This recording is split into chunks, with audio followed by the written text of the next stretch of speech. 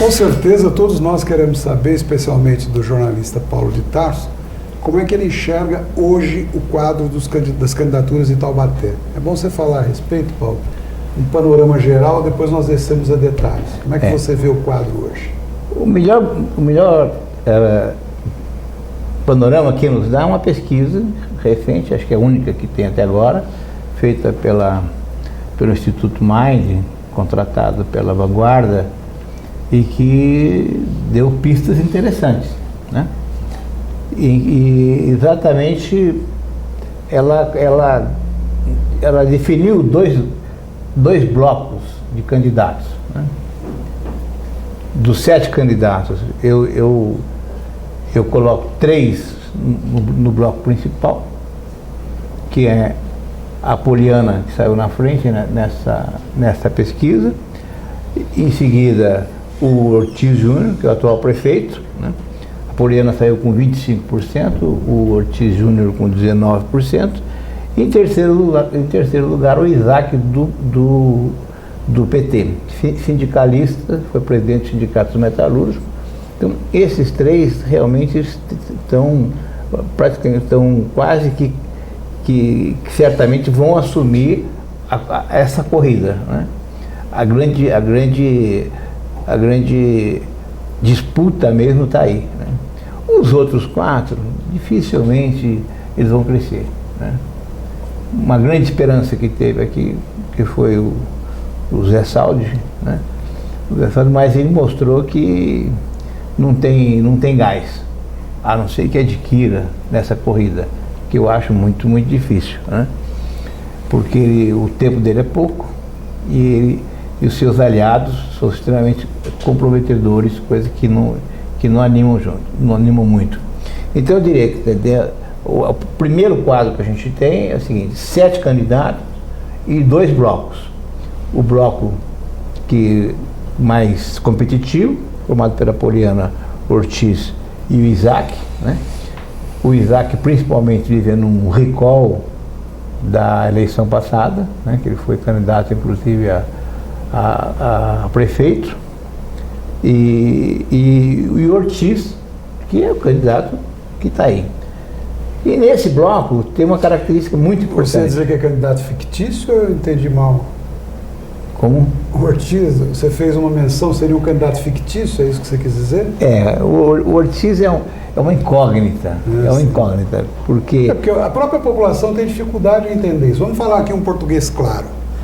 Tá bom, ele foi afastado, não está no mandato, no exercício do mandato, de repente faz uma convenção, se torna candidato, certamente a proposta de impugnação já veio pelo Ministério Público, nem ele próprio deve saber se vai poder ser candidato ou não. Tudo indica que não. Num contexto desse de pesquisa que você está analisando, Paulo, nós temos aí um quadro, um retrato de uma empresa de pesquisa, que é um retrato do momento, claro. Como todo e qualquer pesquisa eleitoral. Porém, o nível dos candidatos, a meu ver, não difere muito um do outro, né? Com exceção de um caso ou outro, mas não é assim um nível tão díspare. Portanto, você não acha que pode haver um embolamento aí, para usar uma expressão até um tanto vulgar, no correr? Porque, por exemplo, se houver a impugnação efetiva do Ortiz Júnior, quem vem? Quem será o candidato? Como é que fica esse quadro?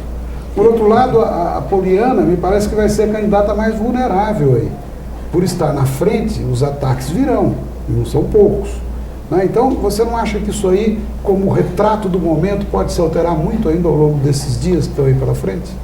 Olha, esse retrato que foi desenhado pela Mind, ele de certa forma já era conhecido por esses candidatos, né? Principalmente o atual prefeito, o atual prefeito afastado, o Júnior, né?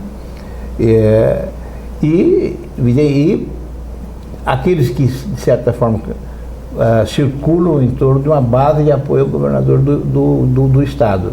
Que o grande avalista de 2 candidatos aqui, seja o Ortiz Júnior, seja a Poliana, chama-se Geraldo Alckmin. Os dois são bases fazem parte da base de sustentação do governador lá Assembleia Legislativa. Assembleia Legislativa. Me permita te colocar uma outra questão, já que a proposta aqui no início foi de fazermos uma análise, especialmente você fazer uma análise desse quadro que se apresenta atualmente. Essa situação que se vive hoje, como é que a gente pode fazer a leitura do eleitor, por exemplo? O eleitor, de uma maneira geral, né, de uma forma geral, apresenta ainda ao candidato do PT um nível bom, segundo a pesquisa. Esses escândalos todos no Brasil não afeta a posição do eleitor? Quer dizer, será que ele avalia que não tem nenhum tipo de problema? Como você vê isso? A reação do eleitor? Olha, no caso específico do PT, não pode esquecer que o PT é uma força política, uma força social de peso, né? E que ficar com menos de 10% já é uma derrota, na minha visão. Ele está com 8%. Né? Então, quer dizer, quem sai de uma situação extremamente... ele foi para o segundo turno na eleição de 2012. Ou seja, ele não é um pangaré. Ele ainda tem gás. Né? Agora, o quadro agora é muito pior do que foi em 2012. Então, a tendência, na minha opinião, desse embolamento que você disse, de repente está uma corrida disputando ali no Photoshop e tal, né? Eu acho que não vai haver. Então, veja, a história se repete, enfim, em todas as situações, em todos os momentos da vida. Eu vou citar aqui um caso específico que acho que dificilmente alguém que possa estar nos assistindo vai se lembrar ou vai saber disso, mas é um fato curioso que você deve se lembrar bem. 1982, Rio de Janeiro, Sandra Cavalcante, candidata, seria nomeada pela população, entre aspas, com 68% das pesquisas, ganha a eleição, 70%. Aí vem um cidadão que já tinha convivido entre nós, chamado Leonel Brizola, veio do exílio, né, e anistiado, se apresenta como candidato a governador do Rio de Janeiro, sendo que ele era do Rio Grande do Sul. Né? Se apresenta como candidato. Pesquisa para o Brizola, máximo que ele atingia, 4%. Sandra Cavalcante se mantinha em 68%, 70%. Miro Teixeira começou a embolar, era o segundo lugar, o candidato Chagas Freitas, e assim foi, chegou 28%, 30%, a Sandra caiu, assim não caiu para 55%. Resultado da eleição, Brizola governador. Lembra-se disso? Claro. Então foi num contexto final de uma chegada. E quando eu digo que a história se repete, é evidente que eu não estou dizendo com isso que vai acontecer em Taubaté ou qualquer outra cidade, mas eu particularmente tenho muito ceticismo hoje com relação às pesquisas, até pela manifestação espontânea da população. Parece que o povo às vezes responde uma coisa hoje e, sabe, daqui 5 minutos, porque o nosso nível de informação hoje é diferente. Alguns anos atrás, a pesquisa era até mais confiável, porque nada acontecia nesse momento, no meio disso. Agora não. E isso aqui que nós estamos fazendo, quantas pessoas vão ter acesso? Milhares delas. Daqui a pouco nós vamos estar recebendo aqui a candidata Poliana, vamos estar recebendo o candidato Isaac, vamos estar recebendo o Júnior Ortiz, né? E de repente aqueles que estão nos assistindo ou estão a nos assistir, são 5 mil, 10 mil, 15 mil e multiplicam. Saem dali, puxa vida, olha, a televisão é rapidinho, o sujeito abre a boca, já fecha, mesmo no debate, mas sintoniza ali, ó, vem cá, venha participar, assista isso aqui, e de repente isso pode mudar o contexto. Então os fatores hoje, eles são absolutamente aleatórios. Portanto, eu, salvo o melhor juízo, não teria essa conclusão assim, tão efetiva como você teve. Você constatou o fato que está aí a pesquisa. Mas eu acho que tem muita água para passar por baixo da ponte. Esse é um retrato que, de certa forma, consolida algumas análises que estavam sendo feitas. Né? A surpresa ainda é o Isaac, que para mim ele ter 8%, é um número, para ele, uma grande vitória. Né? Agora, a situação de Taubaté hoje não tem nada a ver com o Rio de 82. Sem dúvida, né? sem dúvida, foi só como exemplo. Nós estávamos com o fim da ditadura naquele momento, o regime militar nos estertores, né? Uma apelação que houve, só pegar o livro do Hélio Gaspar, ele conta os atentados que foram cometidos em 81, por exemplo, né? Que levou até morte de pessoas, né? E de repente aquele regime já estava esgotado, não tinha mais para onde ir. E a novidade era o Brizola, recém-chegado do exílio, e o Brizola está para nós, né? Ele é uma pessoa que tem um discurso, né? E ele consegue galvanizar, conseguia, né? Já morreu, galvanizar a opinião pública. Ele era uma figura, uma retórica fantástica, fortíssimo, né? E ele era um elemento nitidamente de oposição ao regime, porque ele foi expurgado, né? Enquanto a Sandra Cavalcante, que estava lá na frente, ela era adepta do regime, ela era a candidata do regime, né? Entendeu? Bom, desculpa, eu não estou fazendo nenhuma comparação, jamais, até porque o episódio lá de 82, como disse você, está muito distante. Apenas para ilustrar a nossa conversa, o nosso debate, já que nós estamos até debatendo aqui hoje, sim, estamos enriquecendo nesse sentido, apenas para mostrar ou lembrar aqueles que nos assistem que essas situações, elas são mutáveis sempre. Sabe, se você entrar num contexto específico, como você está colocando, do que era o Brizola, do que era a Sandra, do que era o sistema, do que era o regime, concordo plenamente com você, é uma análise que você está fazendo daquele momento. Eu estou entrando num outro contexto. Quer dizer, nós temos um quadro político hoje tão conturbado, nós temos uma vida nacional tão afetada pelos próprios políticos, que tudo o que possa acontecer amanhã, a mim não vai ser surpresa. Sabe, não dá para dizer, pelo menos na minha opinião, modesta por sinal, olha, o caminho é para aí, eu tenho aqui o primeiro grupo, o segundo grupo. É uma opinião muito pessoal, mas eu acho que as coisas estão num caminho que não dá para fazer exercício de futurologia e nada agora, não tem como. Nós vamos sentir sim a posição de cada um aqui debatendo conosco. Claro. Agora, quando eu fiz essa montagem de bloco, primeiro bloco, segundo bloco, não foi à toa, porque os três primeiros, que esse bloco, eu chamei de bloco principal, eles são formados por políticos já mais velhos, já uma presença maior numa eleição, que é o caso do Apoliano, já está no seu terceiro mandato, já foi candidata a deputada, é a primeira suplente, estava prestes a assumir uma cadeira no Congresso Nacional. Inclusive o próprio governador a chamou de deputada, né? Porque alguém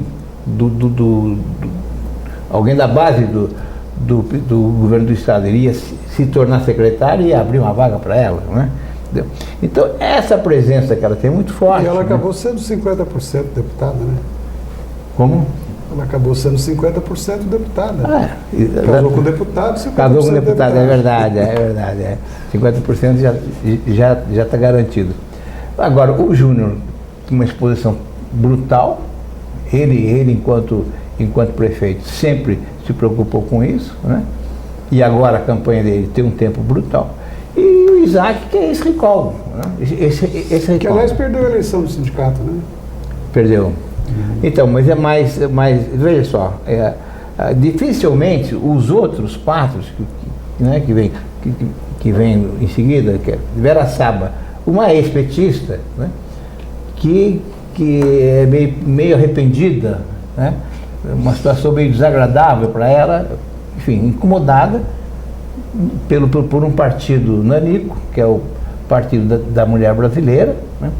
Em seguida, nós temos o Zé Antônio Saldi, que é uma novidade na política, nunca exerceu um cargo público eletivo, né? Nós temos o Silvio Prado, que é um sindicalista da educação, mas é o nanico do nanico, e pior que ele, só Lousada, né? Nanico do nanico, né? Então, não tem como crescer, muito difícil, a não ser que o Saldi seja uma surpresa e de repente seja descoberto pelo público e tenha um crescimento. Agora, eu acho muito difícil. Então, para mim, minha análise eu concentro em três, para acompanhar de perto o desempenho e, curiosamente, já existe o embate, a disputa, a guerra, que vira guerra, né? E aqui em Taubaté a guerra é pesada. A guerra é pesada. Por exemplo, a coligação do prefeito afastado, Ortiz Júnior, já ganhou 3 liminares contra a Poliana, por detalhes técnicos do programa dela, né? A Poliana, por sua vez, inclusive, consultada pelo Jornal Contato, mandou uma resposta chinfrim, né? Já corrigimos, não sei das quantas, sabe? Nenhuma preocupação de tentar se explicar, né? Então, eu acho que essa maneira de se tratar e maneira de se comportar, de um lado atacando e do outro lado se defendendo politicamente mal, né, poderá afetar, porque ela perdeu 3 programas e é comum as pessoas já estarem comentando: e cadê a Poliana? A Poliana não aparece? Não aparece porque houve uma liminar do juiz eleitoral aqui que simplesmente acatou a representação do outro, né? Então, Paulo, voltando ainda a esse retrospecto de pesquisa, que foi o primeiro ponto que nós abordamos aí, eu citei lá de trás, de forma proposital, pensei lá um fato isolado. Se nós nos aproximarmos mais, vamos sair então da fase da ditadura, da época da ditadura, vamos vir para a eleição do Collor, né? O Collor começou também com 3%, todos nós sabemos o resultado, o que aconteceu. Vamos voltar para a eleição municipal de São Paulo, a última. Vocês lembram desse rapaz que está à frente aí do Russomano, como estava na outra eleição? A mesma coisa. Ele estava com quase 40% de pesquisa. O que aconteceu com o seu Russomano na outra eleição? Virou pó. Então, ultimamente, principalmente, pesquisa, a meu ver, é um mero retrato do momento que tem muito pouco significado. Tomara que cada um saiba aí preservar, quem está abaixo saiba ampliar, enfim, tudo isso nós vamos ver depois. Mas a diferença que tem, por exemplo, um Collor de Mello, que ele foi uma figura, de certa forma, eu não gosto dessa expressão, mas no caso dele foi, de certa forma, uma figura construída pela imprensa. Sem dúvida. Né? Quando ele foi apresentado ao público como caçador de Marajá, que foi capa da revista Veja, caçador de Marajá, o cara que veio da Lagoa, e ele com aquele... Ele era atlético, então vivia se exibindo, correndo, né? Então aquilo criou assim, uma mística na cabeça do eleitor de que um cara jovem, né, que tinha sido governador da Lagoa, poderia representar uma solução, né, diante de um quadro de políticos velhos, inclusive, vamos chamar assim, né? Porque quem disputou com ele sofreu uma derrota fragorosa, foi Ulisses Guimarães, né? Entre outros, né? Então, mas hoje eu não vejo em Taubaté nenhuma figura com esse perfil, com algum punch, né, capaz de repente atrair, puxar votos e convencer o eleitor de que ele seja a solução. Quem tá tentando vender uma imagem, né, que vale a pena lutar por Taubaté, que é o Ortiz Júnior, mas o Ortiz Júnior, na minha opinião, não será candidato, né? Está mais do que claro isso. Ele não tem como, ele está cassado, afastado do cargo e está inelegível. Para ele deixar de ser inelegível, ele tem que entrar com recurso junto ao Tribunal Superior Eleitoral, tem que chegar lá. E quem vai julgar o caso dele é o relator do seu processo, que é o Herman Benjamin, né, que agora virou corregedor, né? É uma figura, quem assistiu aquelas sessões, eu fiquei muito impressionado, a convicção com que ele foi para cima do Júnior e falando para o outro, seu colega lá, um outro ministro, falou assim: quem era o juiz, quem era o presidente de fato da Fundação de Desenvolvimento Urbano, Desenvolvimento para a Educação, da FDE, era o Ortiz Júnior, né? E um outro ministro, colega dele, começou a questionar de provas, falou assim: isso aqui é um tribunal que não analisa provas. Aqui nós temos a ver se as regras constitucionais foram seguidas ou não seguidas. Quem analisa a prova é a primeira instância. É eles que já têm e já condenaram, né? Então, nesse sentido, a chance do Júnior conseguir a sua legitimidade para ser candidato, ele não vai conseguir. E essa obsessão dele de insistir nessa candidatura está criando um conflito dentro da sua base de sustentação. Ou seja, se não é o Júnior, quem será?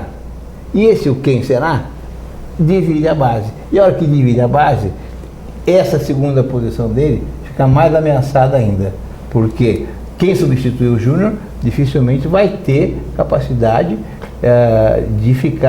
de polarizar todos os seus votos. Então, e na sua avaliação, o porquê dessa posição do Júnior? Se até você sabe que ele não vai ser candidato, ele próprio assume essa posição com que propósito? Olha, você sabe que negociação política ela é complexa, né? Eu não tenho a menor dúvida que a hora, por exemplo, o plano inicial que o Ortiz Júnior tinha na cabeça era fazer, ele já estava convencido de que ele ia ser reeleito? Se ele for candidato, ele tem chance de ser reeleito, né? Ele não tinha chance mais de vencer juridicamente o caso, né? Então, a aposta que houve, e hoje já praticamente é público, foi apostar no Padre Afonso. Né? Que o Padre Afonso, tanto é que no dia 1º de agosto, quando o TSE mantém a cassação e a inelegibilidade do Ortiz Júnior, 11 horas da noite o Padre Afonso é chamado na casa dele, lá na chácara que ele mora. E aí, na conversa, é feito um convite para o Padre Afonso assumir a candidatura. O Padre Afonso simplesmente respondeu que não era possível. Agora, por uma razão muito simples, né? Não confia no Júnior. Então, quer dizer, a minha fonte eu não vou, a gente não costuma revelar, claro, né? Mas isso é gente lá de dentro que me garantiu isso aí. Então, se você não tinha nenhuma confiança, como é que você vai fazer um acordo desse tipo? Baseado em quê? Sustentação? Que garantia? Nenhuma garantia, entendeu? Então, esse fato tem feito o Júnior empurrar com a barriga para ver, na hora de uma escolha, seja Graça, seja Digão, ou seja até o Rubens Freire, não sei quem será. Então, Paulo, eu lhe fiz a pergunta porque, na verdade, o eleitor que possa estar nos assistindo devia querer estar aqui no meu lugar para te fazer essa pergunta. A razão do Júnior estar insistindo nessa posição. Você praticamente respondeu no contexto total. E, na verdade, aqui nós estamos fazendo o que nenhuma televisão conseguiria. Você está dando algumas aulas valiosas aí na área de história, né? E, além disso, o próprio eleitor que acompanha, enfim, ele pode avaliar melhor um quadro que talvez fosse de total desconhecimento dele, né?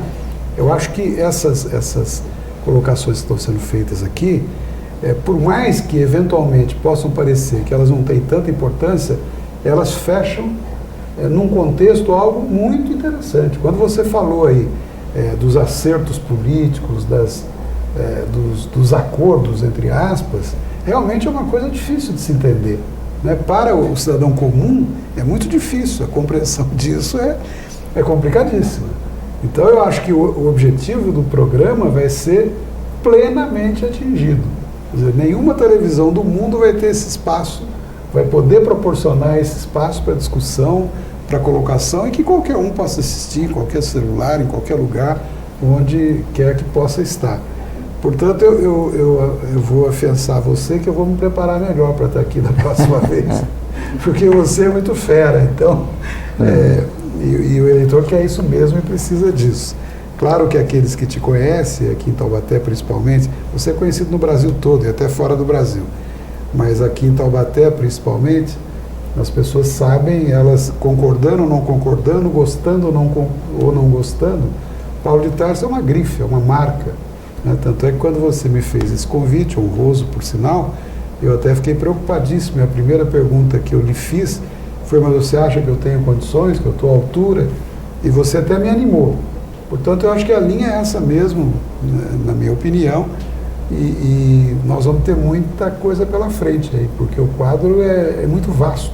Sim. Né? Agora, o Júnior é uma incógnita. É uma incógnita. Porque eu vou adiantar algumas coisas aqui que eu vou falar, já falei para ele, né? Porque afinal de contas, ele, durante 3 anos e meio, ele foi prefeito dessa cidade, né?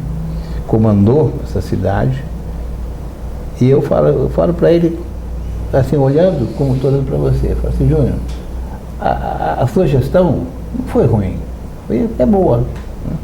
O problema de você, do seu, é que você tem um pecado original. E o pecado original, na religião católica, cristã católica, você o elimina, né, quando você é batizado, né? Ser batizado, o espírito é esse, né, de você eliminar o pecado original, né? Só que no mundo dos homens não existe, né, quem faça isso, né? E aí entra a minha avaliação. Eu não vou ser indelicado de falar isso na cara dele. Você está falando para milhares aqui. Mas ele foi a derrota dele em 2008 causou um trauma para ele, né? Ele era o herdeiro político do pai dele. O pai dele manda nessa cidade há muito tempo, né? Ele, se você contar, só ele foi 3 vezes prefeito. A primeira gestão foi uma gestão de 6 anos, depois 2 de 4, né? São 14 anos, chefe do executivo. Fez os seus sucessores, todos eles, né? Primeiro o Salvador Courier, segundo o Antônio Mário, o terceiro, e essa figura nefasta, chamada o Roberto Peixoto, né? Então, é uma figura que tá entranhada na vida política aqui de Taubaté. E o herdeiro... E quer queira, quer não, Taubaté, pelo menos com relação à primeira gestão de Bernardo Ortiz, Taubaté era uma e se transformou em outra. Isso Sim. Há que se reconhecer. Mas ele tem uma série de conjuminantes, não é só dos astros, né, mas de oportunidades que ele soube, né? Mas, de qualquer forma, eu acho que tem um problema sério do Ortiz, que além desse pecado original, ele tem um outro que chama o DNA. E o DNA do pai dele é complicado, né? É um político controverso, no mínimo, tá certo? Fez 3 gestões aqui, não foram, são gestões diferenciadas uma da outra, não foram. A primeira foi essa que marcou, mesmo, foi a primeira gestão, que durou 6 anos, as outras 2, longe disso, né? Então, o Júnior, ele, nessa altura do campeonato, o que ele vai querer em troca com o seu possível candidato, que ainda não se sabe, é uma grande incógnita. Só tem uma incógnita maior que essa, e essa é maior, né? Qual foi o acordo que o Lula fez com o Zé Dirceu em 1995, né? O Zé Dirceu estava abandonando o partido, o PT, e de repente volta como presidente nacional do PT e entra na campanha do Lula e faz do Lula presidente em 2002. Agora, isso é o PT. No PSDB, aqui até, o Júnior, não sei o que ele vai negociar, porque até agora ninguém sabe. E esse não saber tem sido um fator negativo para a campanha eleitoral aqui em Taubaté. Deixa eu te dar uma sugestão. Isso que você está colocando agora realmente é uma incógnita. Vamos tentar descobri-la nesses próximos dias, né, que nós vamos estar conversando aqui, e eu acho que nós vamos ter tempo suficiente. Tomara que a gente descubra, porque aí a gente vai auxiliar muito o eleitor. Não, e tem uma dúvida maior do que essa, né? Quer dizer, hoje já está agendado com o pessoal do Ortiz Júnior a sua vinda aqui para o dia terça-feira da semana que vem, né? Já está confirmado. Acontece que os próprios aliados, o pessoal da base de sustentação do Júnior, já deu, e o seu próprio partido, o PSDB, já deu prazo para que ele abandone a disputa até o dia 2. Bom, mas voltando, o nosso compromisso agora é com a Poliana na próxima sexta-feira. Essa está garantida, está garantida. Sexta-feira, 16 horas, é isso mesmo? Sexta-feira, 16 horas, não, 14 horas. 14 horas, desculpa. 14 horas, porque ela teria, por umas razões da agenda dela, a gente vai ter que antecipar. Então, okay? o Pedro Rubim está nos dando um sinalzinho aí que já extrapolamos o tempo. Vamos ficar para extrapolar de novo na próxima, ok? Ok. Muito obrigado a todos.